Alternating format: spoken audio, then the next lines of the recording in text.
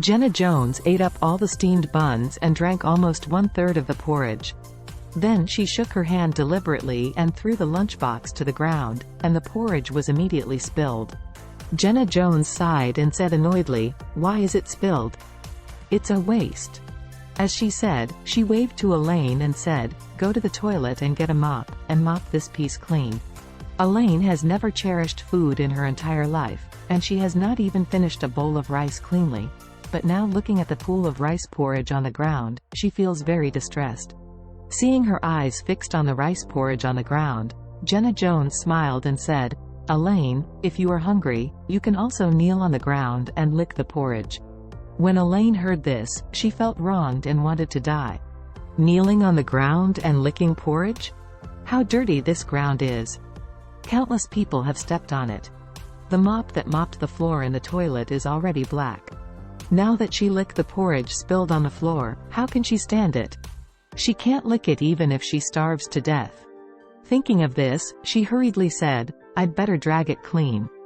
Jenna Jones sneered, "Whatever you do, but you will lick it sooner or later. If you don't believe it, let's just wait and see." A little more than 8 o'clock, Charlie drove the car and went out with the old master who burned the bag. There were still more than 2 hours before the plane landed, but Jacob couldn't wait. After the Thompson villa, he hurriedly asked Charlie, "Good son-in-law, do you know where the flowers are sold? I want to buy a bunch of roses to take with me." Charlie said, "Dad, she will be with her son. It's not appropriate for you to send roses in front of her son, right?" Jacob thought for a while, nodded and said, "You are right, then let me give her a bunch of ordinary flowers." Charlie said, "I know there is a flower shop, not far away, let's go buy flowers first." When he arrived at the flower shop, Charlie spent $500 and asked the shopkeeper to help with a bouquet of flowers that symbolized friendship, and then he took it back to Jacob in the car.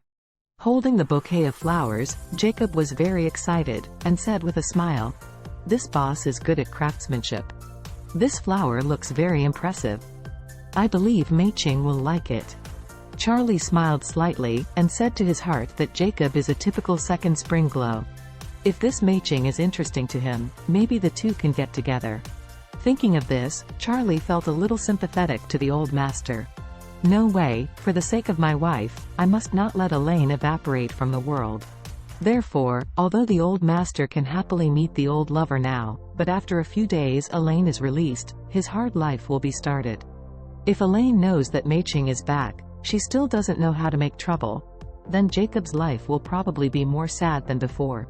But naturally, Charlie didn't tell his old man. After all, he is in the most exciting time now, so let him enjoy the feeling of freedom and the breath of his first girlfriend before Elaine comes out. At this time, Jacob asked again, "Oh yes Charlie, have you booked a place in Shangri-La?" "It's booked."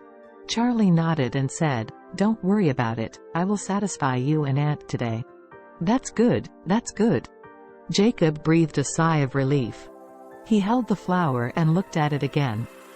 He approached the only rose in the bouquet and smelled it, and sighed, "Scent. It's so refreshing." After finishing speaking, he couldn't help humming an old song. "Rose, rose, I love you. Rose, rose, love is heavy."